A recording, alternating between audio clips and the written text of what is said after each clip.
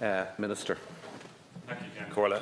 And I think it's probably also important to mention on that point that representatives in this House can execute their public duties separate from their private or their personal concerns. And to say that they can't, Deputy Barry, is to say that you can't. And so that any law that might pass through this House, which you would have to vote on, which might impact upon you, you would have to recuse yourself from. But of course, every law that's passed in this House has an impact upon you as a citizen of this country. So it's a nonsense argument to make, Deputy. It doesn't stand up. It's not. Recuse yourself from every vote that you take on tax cuts, on workers' rights, whatever it may be, because you are impacted upon them, or impacted by them. Deputy Boyd Barrett, we're all dealing with cases like Elaine. Of course we are. Every constituency in this country, because we have a homelessness crisis and we have a shortage of housing. But we are not massaging the social housing waiting list. It is the law of the land that the housing assistance payment meets the social housing need. And it is doing so for more than 40,000 families and individuals. Yes, there are sometimes in cases, as you know yourself and as the numbers attest to, where the accommodation, for whatever reason might happen, and there could be reasons on the landlord side, but also on the tenant side, does not work out in that particular instance. That's why we have HAP place finders in place. That's why the HAP continues with the person who qualifies for it. And it's also important to say that 90% of our plans for increasing social housing support do not depend on the private rental sector. Rebuilding Ireland has quite a clear commitment, as is the National Development Plan under Project Ireland 2040. And next year, between 1 in 5 and 1 in 4 new homes that are built in this country will be built for social housing. 10,000 homes in all will be added to the stock of social housing. And in 2021, we will move away from an over-reliance on HAP, and I accept as an over-reliance, to having people accommodated in the stock of social housing, and that is right. And that is part of our Rebuilding Ireland plan. The government is opposing this bill. A number of measures in it we support, and we are already progressing. But other measures do go too far. And the Taoiseach was right to say that they're too extreme, because we are not like other European countries' rental markets, not yet. It's true to say in this country that we don't have a mature rental sector. We're trying to reform it to make it one, but we're doing it in a time of undersupply, which makes it more challenging. We don't have a cost rental market in this country. Like in other countries, 20–25%, but we're trying to build one. We don't have an independent regulator for tenants and landlords, but we're trying to make the RTB one at the moment. We don't have enough supply, as we know, and we don't have that professional landlord sector that they have in other European countries because they are more mature. We are losing landlords in this country. It is a fact, and we cannot run away from it. The majority of our landlords, 85%, own only 1 or 2 properties. And I think it's wrong when you think about an elderly couple making a small investment, someone perhaps inheriting a property that they didn't think they might or never intended to own a second property, or in that case where people have become accidental landlords through the crash because their family became larger and they wanted to move on. It's wrong to demonise these people because they are providing homes to other people. Whether they meant to or not, they are. And it's wrong to demonise them. And buy-to-lets are being sold today and they're not being bought by other landlords. We are losing landlords, we are losing rental homes, and we have to take that very seriously. Any new measure that comes into this House needs to be weighed up against the potential risks that might be there in terms of losing landlord and actually making things worse for people who are in the rental sector. Unfortunately, there are always going to be grounds for evictions, and even people in the voluntary sector will tell you that. And evictions are not the main source for people entering into emergency accommodation, and language here does matter. Deputy Barrett, you held up a paper advertisement recently of loans that had been owned by NAMA that have now been sold, and you call it public housing. It's not public housing. Language matters. You said it was, and it's not. And we have to make a distinction between evictions and notices of termination. But even when we look at notices of termination, given the makeup of the rental sector that we have today, we have to be very careful in interfering more than we are at the moment.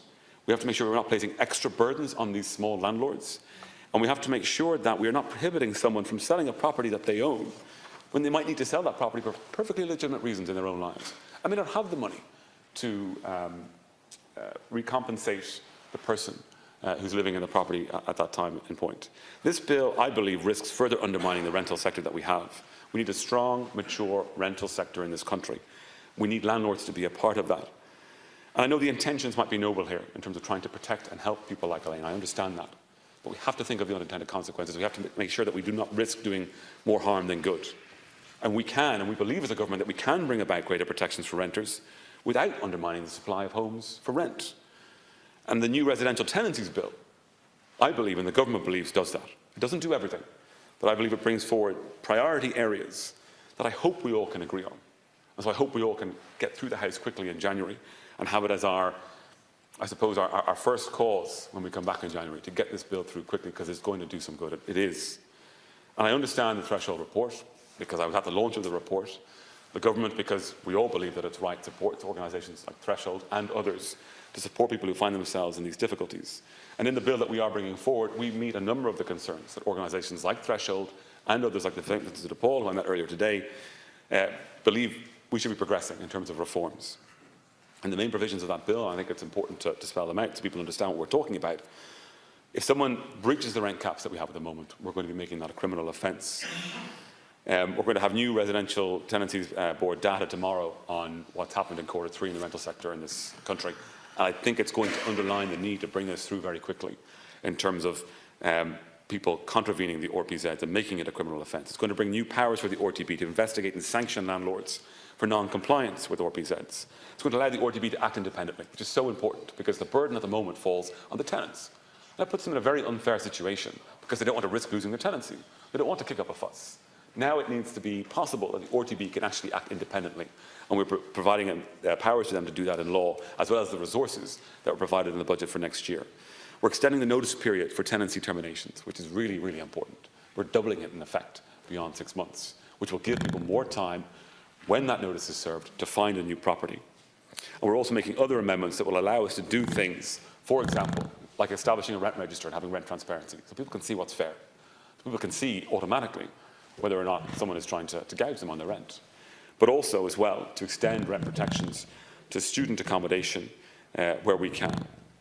In the future, what we need to do is we need to make sure that we are protecting tenants' rights in receiverships, and we will do that in the second piece of legislation, but it is more complex. We can allow for tenancies of indefinite duration, which I think is necessary in having a mature rental sector with long-term leases, and also helping those landlords who have been providing below market rents for so many years for their tenants, who got caught in the rent caps, rent pressure zones, and haven't been able to now find themselves in a position where they can increase the rents to actually cover the costs that they have of maintaining the property. These areas are more complex, and we're going to address them in future legislation. But the priority legislation that's coming, that's published this week, that we will have in January, that we can debate on the Dáil on the first day of the Business Committee will allow us to bring in these protections, and I think they're important. As for the sanctions regime, we'll be putting in place new resources for the RTB so that we can have these inspections, so that where a landlord is found to be in breach, and it's a number of ways that they could be in breach: not cooperating with inspection in the first instance, not adhering to the rent caps that are in place, not registering a tenancy, or where they're making a substantial change, not doing so within the new law, which we are defining, or not notifying the RTB when they've actually invoked that exemption because they are doing a substantial renovation, and also not allowing them to give false information. All of these new measures are going to allow the RTB to protect tenants more and have a more robust approach to do this, and to have their own independent inspections. And then, depending on the gravity of the situation, go for a criminal, go down a criminal path, or go down a new administrative path where they can levy a sanction, levy a significant fine on a landlord up to €15,000, and additionally another €15,000 to cover their own costs. And I think that's very important that we give them those powers, and that they have both administrative sanctions and criminal sanctions available to them. And in relation to student accommodation, which is an important area here, and I know we've debated it as well, currently student accommodation that's let under a tenancy agreement is covered by rent caps. Purpose-built student accommodation under a licence, or public authorities that are licensing student accommodation, aren't covered under the rent caps. A piece of work has been done between myself and Minister Mary Mitchell-O'Connor to try and bring that rental accommodation into the rent pressure zones, into that definition of rent caps, without doing other things that would adversely impact upon the supply of new student accommodation, which I think is necessary, and we'll be bringing forward that at committee stage.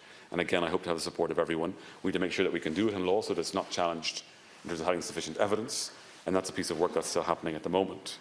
But what I believe is that if this bill were passed itself, the bill that's before us this evening, it might actually result in a number of landlords moving to serve notices immediately. So while you think it would move to actually help the situation, it could actually make it far, far worse, far more quickly, making homelessness worse, putting more pressure on people, greater insecurity of tenancies, more people entering into emergency accommodation, and that's not what any of us want to achieve. And so that's why we believe that our bill moves forward in the right way in terms of bringing greater protections to tenants, bringing greater balance as we try to make a more mature rental sector. And we have to think of the risks in everything we do. We have to think of the unintended consequences. And that's very, very important in the approach that we're taking. That's why the government is not supporting this bill. Some measures in it we are progressing. We have other measures of our own which are priority for the government. But we do think that some of the fundamental measures in this bill will actually make the situation worse, and that's not what any of us want. Thank you.